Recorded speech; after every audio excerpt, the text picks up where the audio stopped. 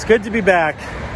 I did do pretty well in there. I picked up a grand total of 5 games, all for PS4 or Xbox, one of which I found as a disc-only game, and that was probably the best one of the bunch.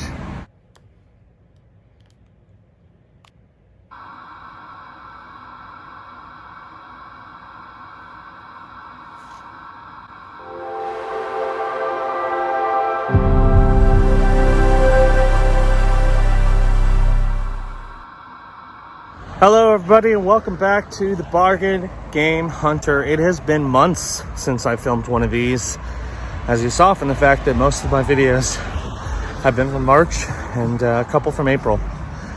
But I'm back. It's now July of 2022. I'm finally able to jump back into the game hunting circuit. And it's been so long that I don't know what the inventory of pretty much any of my pawn shops is. So I'm gonna be hitting up 4 of them today. So let's head to our first stop, see what we can find. First stop is Simple Pawn. Sometimes I hit stuff, sometimes I don't. You never know. Let's see what we got. So I didn't film any footage in there and I didn't ask on prices on anything because just glancing at what they had and glancing at the prices on some of the items, there just wasn't going to be anything. They had a few Switch games that were all lower end, nothing really worth picking up. They had a decent amount of games, but again, because they individually price them now, unless it's something that you know is going for some money or that you know you want to add to the collection, it's probably not worth picking up, and that was the case there. Like, they had several copies of GTA, but they wanted 10 each, and that's just not worth it. So, oh well, sad, because this place used to be one of my favorite pawn shops, because they always worked with me, they always gave me great deals, but that's changed now. So, oh well, it is what it is. I'll probably check in every once in a while, but it seems like for the most part, I'm not going to be buying stuff from here anymore. Anyway, I'm going to catch a bus and head to my favorite pawn shop, Cash America. Hello, old friend.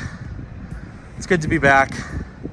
Let's check in Cash America, see if we can find anything worth picking up. Let's go. It's good to be back. I did do pretty well in there. I picked up a grand total of 5 games, all for PS4 or Xbox, one of which I found as a disc-only game, and that was probably the best one of the bunch. And then, because I was able to make a bundle deal, they also gave me a record player. It's missing a couple parts, but I kind of wanted a record player anyway, so if I can find those parts, I essentially got a record player for free, and I can trade in these games. I'll show you what I got when I'm in a better spot, but yeah, pretty successful.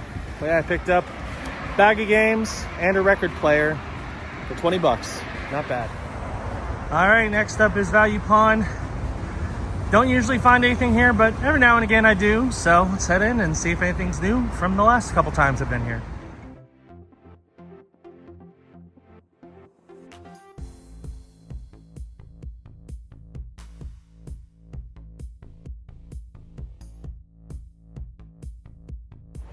So just like the last time I was there, nothing today.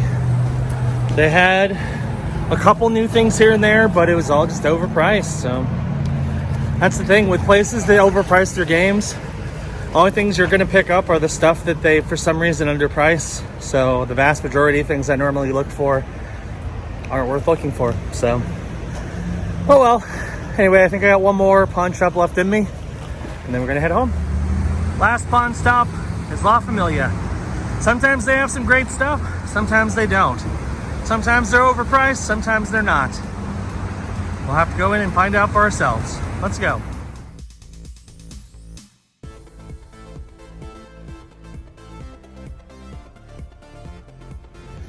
All right, so I just got out of La Familia. And as you saw, they had some new stuff. They got rid of a lot of the bulk that nobody was buying, it seems like. But they had some decent new stuff, including a bunch of 3DS games.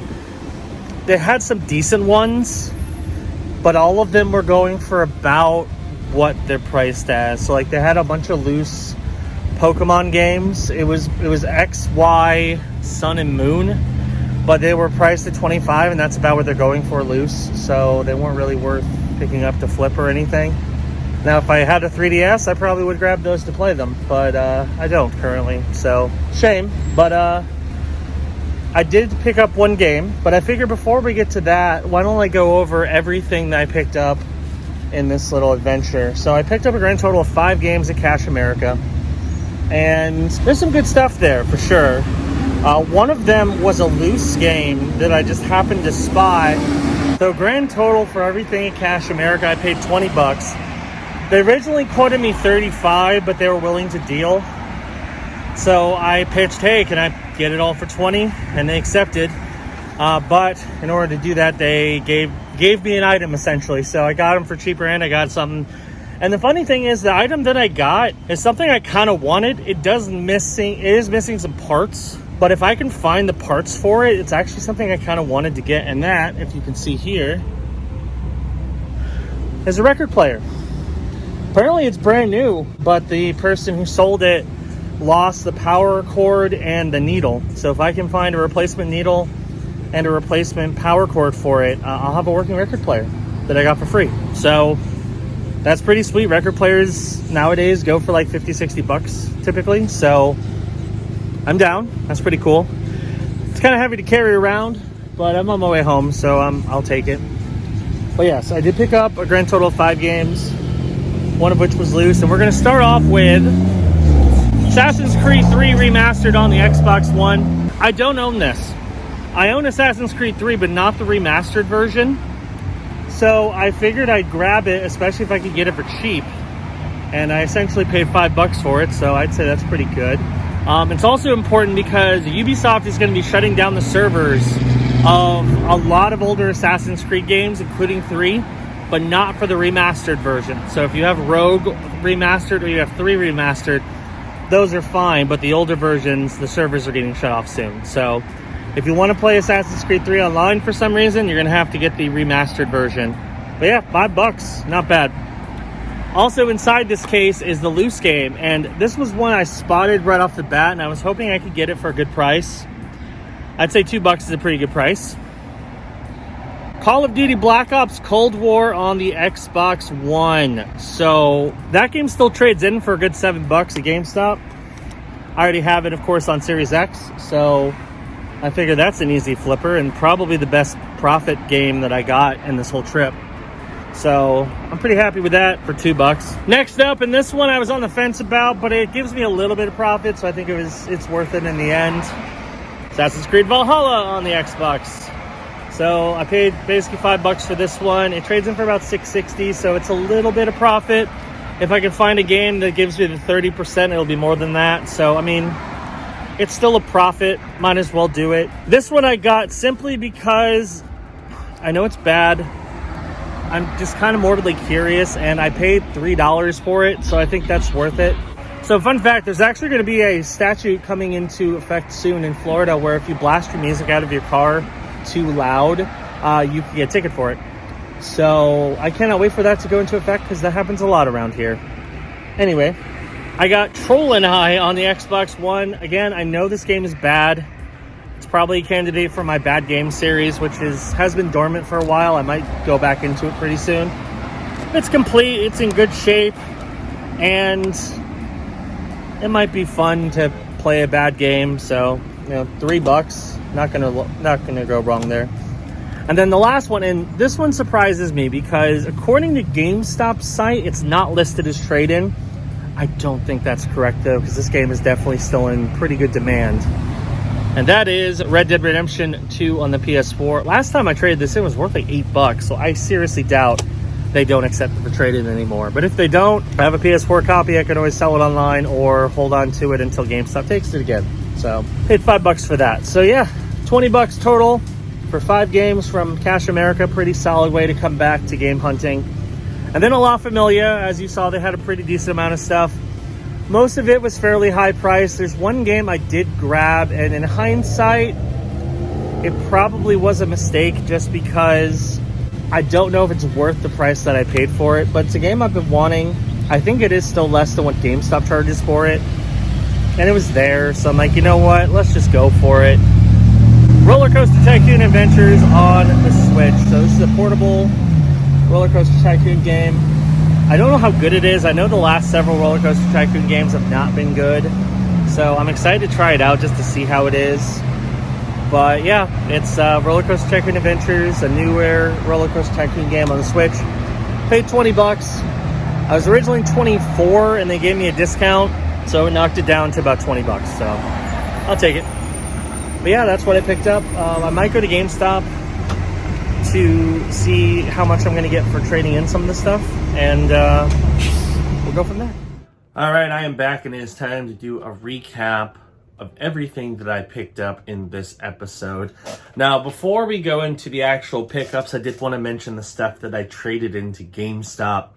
I ended up trading in 3 games. Of course, we had Red Dead Redemption, we had Assassin's Creed Valhalla, and we had Call of Duty Black Ops Cold War, which I paid a grand total of $12 for out of pocket. And I ended up getting a grand total of $24.70 in trade-in credit. So I doubled my money, which is pretty great. As far as what I did with that credit, you'll have to wait until a future episode because I will show you that. But I did trade in all those games and got a pretty good amount of credit for it. So that was pretty nice.